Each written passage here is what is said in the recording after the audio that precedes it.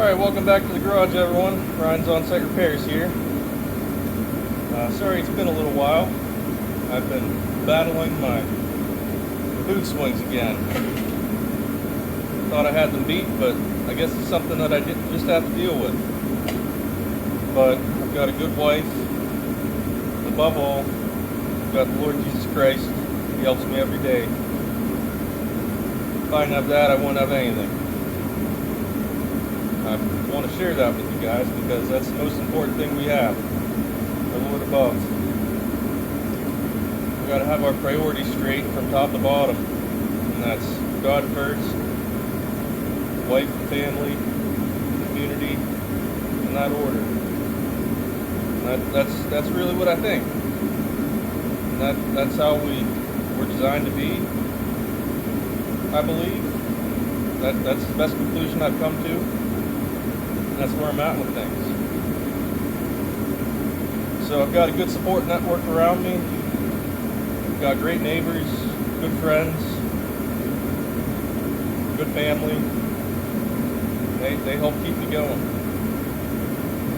Because I've got a goal to make Ryan's On Site Repairs work and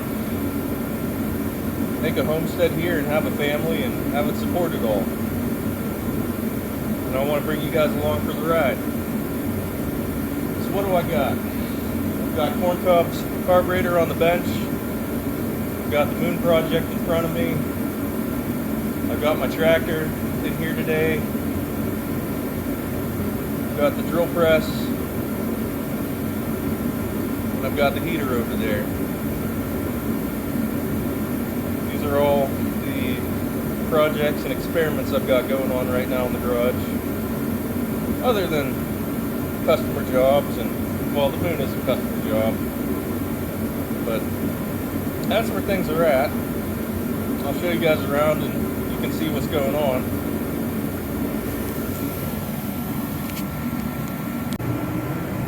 Alright, so as I said, we got the corncob carburetor over here. What we got going on with it? We got it all blown apart.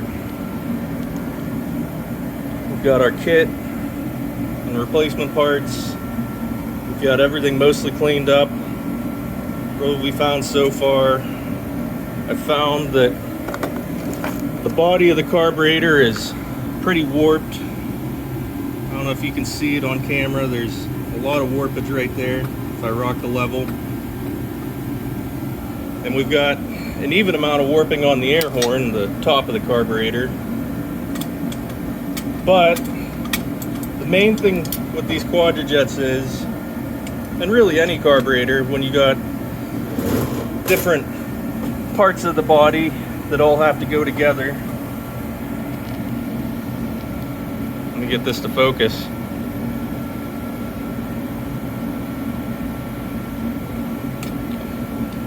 We've got these parts.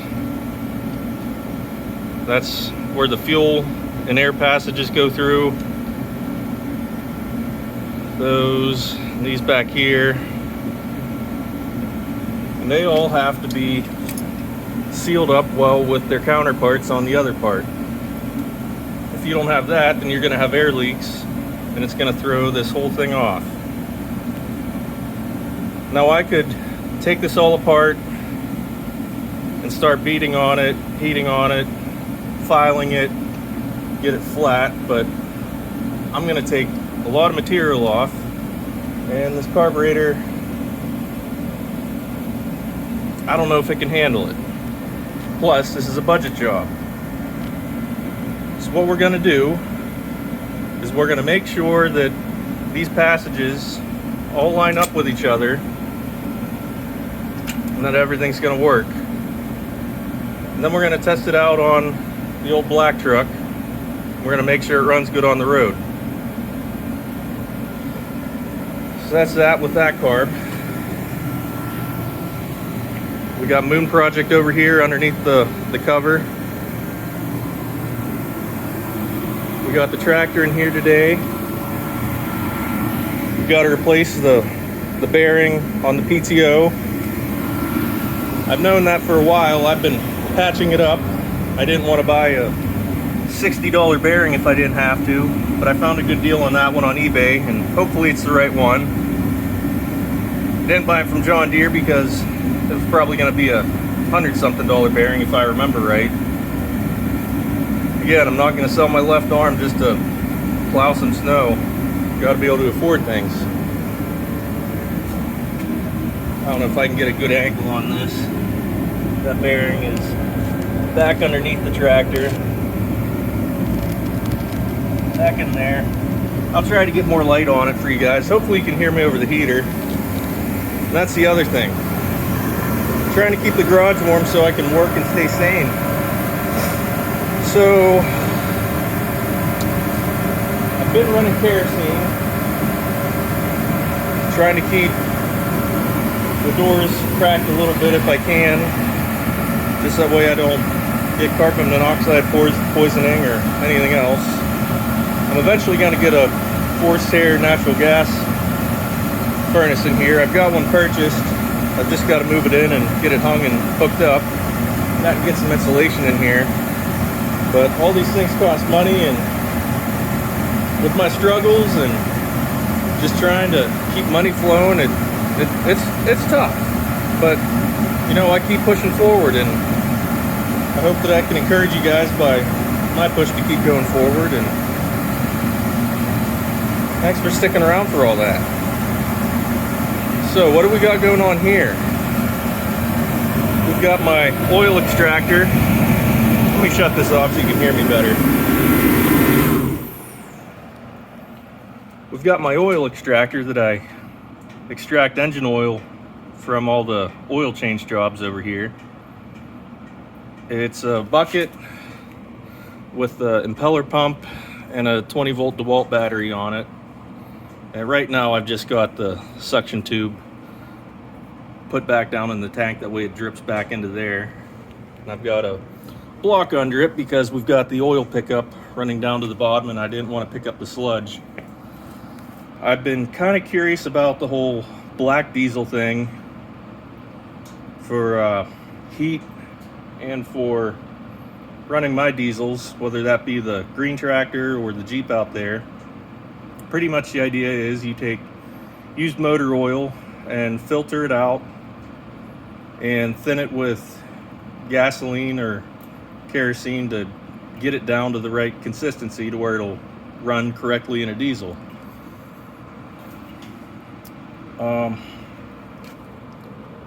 Yeah, so that's the main idea.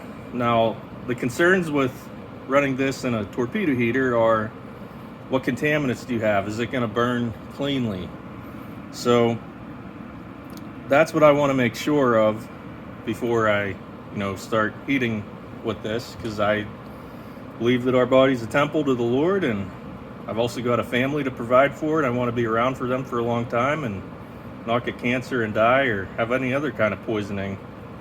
And I've already got my mental health problems that I need to keep on top of, so I can't afford to be poisoning myself. But here we are with this project. I know anything after Bud is BS. BP, bull poop, whatever. But hey, so what I got going on here is we're filtering it out. We're mixing in something flammable to thin it down. And we're trying to do it in a safe way that we're watching over it with plenty of fire extinguishers around and making sure that we're not smoking the garage out.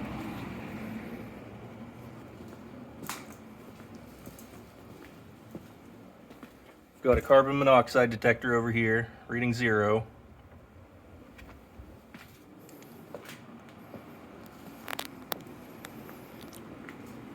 Trying to rely on my nose to make sure that we're not smoking it out in here. I had a little bit of a blowout with the furnace, which put some smoke in here earlier. That was whenever I was pumping the oil directly into it. And yeah, I guess that thick oil got sucked right up into the pickup tube and it blew the flame out. And then I was just getting hot oil spraying out the burner. Yeah, that's not good. So that fumed the garage up, so I opened the doors up and blew it out. But I've got these air filters in here, and I'm studying up on things, making sure that I'm making a good choice here. I really want to do the best thing, but I also need to make sure that I can keep pushing forward. And this is the way that I want to carve my path. I hope I'm not being prideful. I don't know. I'm built different. I don't want to run the rat race. And this is my path that I'm taking. So please chime in. Let me know what you guys think. If this is a dumb idea, I need to stop it. I mean, I'm kind of embarrassed to be talking about it to you guys, but if you can't get something out in the light, then you probably shouldn't be doing it if you're embarrassed to be talking about it. So I've heard of guys, they used to take the used motor oil to the shop and do this and mix some gasoline in with it just to get it to burn. And I mean, there's stories of guys out there doing it. So it is a thing. I just need to make sure that it's safe. So that's that. So please give me some grace. My mind's not 100% there right now. I'm just trying to get up and moving and keep going. Got the drill press over here. I guess that's the other thing.